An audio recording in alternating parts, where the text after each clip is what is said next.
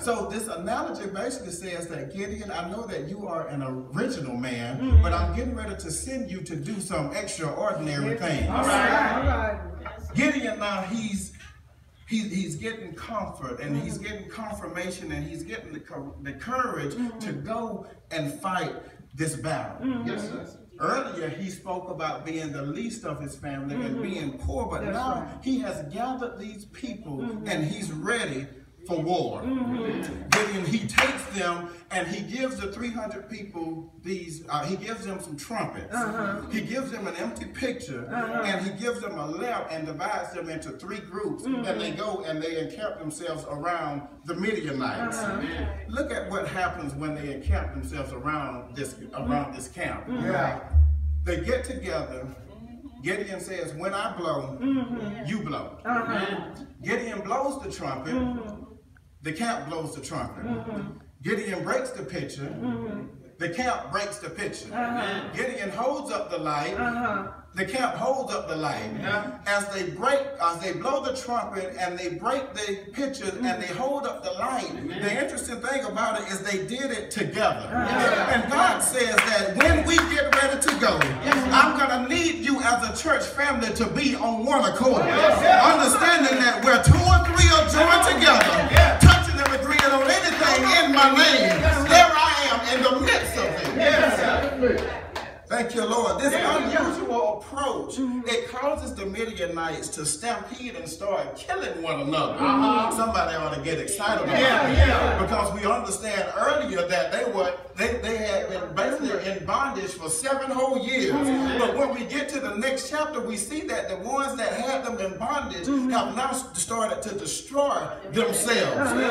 Gideon, he calls for the army. He calls for the people that had been turned away and sent back. And he starts to call for them to come back.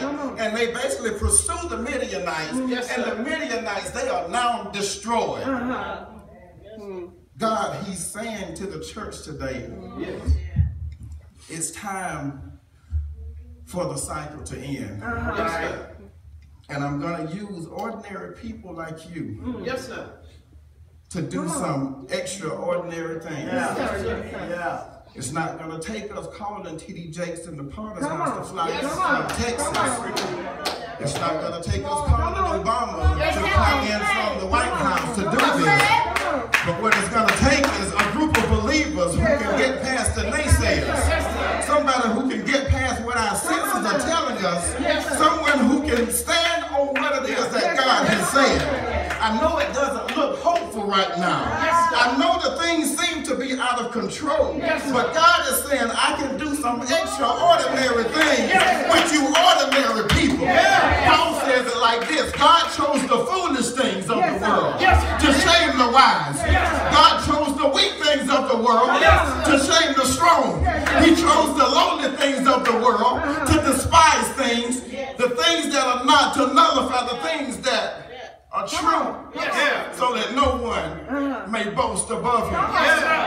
Tell your neighbor today, you don't need to be qualified. You need to be sanctified. God says, I've done it before. If we look at Saul on Damascus Road, we see that he had an encounter with God. And he used an ordinary man in Ananias to restore his sight. We look over in the book of Acts and we see that the people brought the sick into the street. And they laid them on beds and mats so that Peter's shadow, an ordinary fisherman, might fall on them and they be healed. I know how y'all feel about it. I've got one more example that I want to leave with you today. Because over 2,000 years ago, we see sin make its way into the lives of mankind. And we found ourselves in a bad predicament. Along came an ordinary carpenter who was born in a stable. He was willing to go and serve because he was aware of God's perception. He was willing to be our sacrifice because he was aware of God's principles. He knew that it would be hard to believe what God had said, to believe what he was going to do.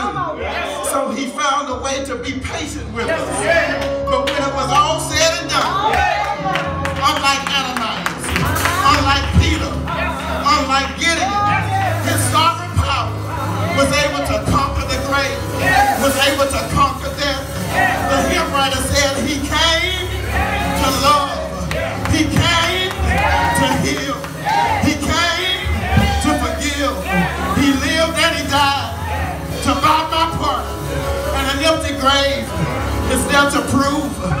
my Savior lived.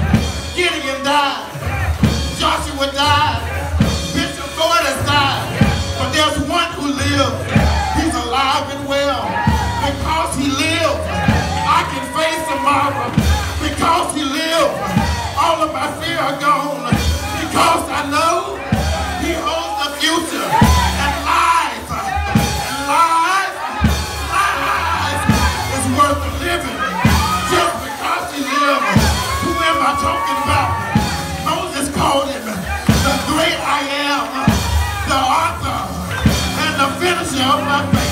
A miracle worker, healed all kind of diseases, regulated weary minds, the first and the last, the beginning and the end, Adam's redeemer, Abel's vindicator, Noah's ark, Abraham's sacrifice, Moses' bush of fire, Joshua's battle axe, Samson's power, Ezekiel's will, in the middle of the wheel.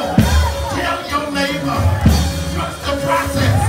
I've made a mess, but God is turning it into a miracle. Lean over and tell your neighbor.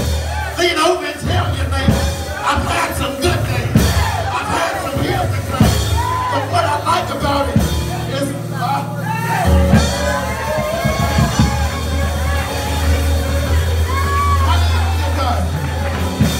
but when I think about everything that he's done for me, I understand all of my good days, all of my bad days, all things work together for the good, for them that love God, for them who are called according to his purpose. Lean over and tell your neighbor, be not dismayed whenever betides you. God will.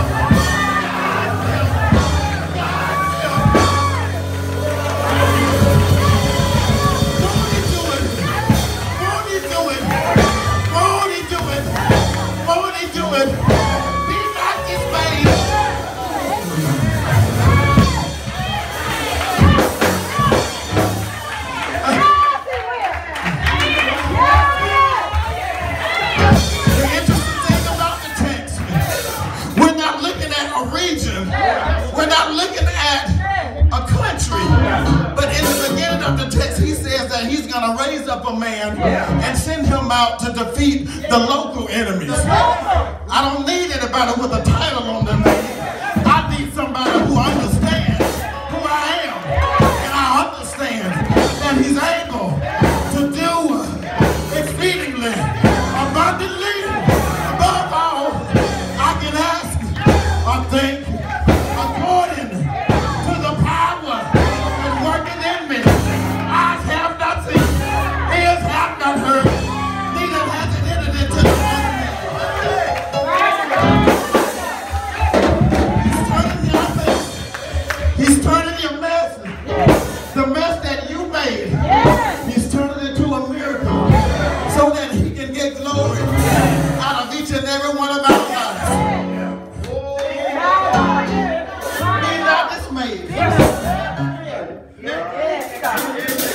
Whatever betides you, God will.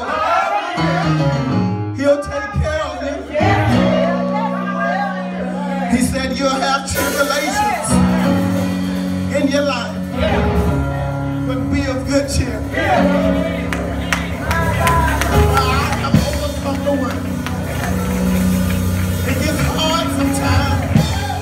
And all we can see is what's in front of us. But God is saying, look past what it is you're thinking. Look past what it is that you're used to. Get past all of the things that you've heard. And trust me at my word. Trust me. He'll take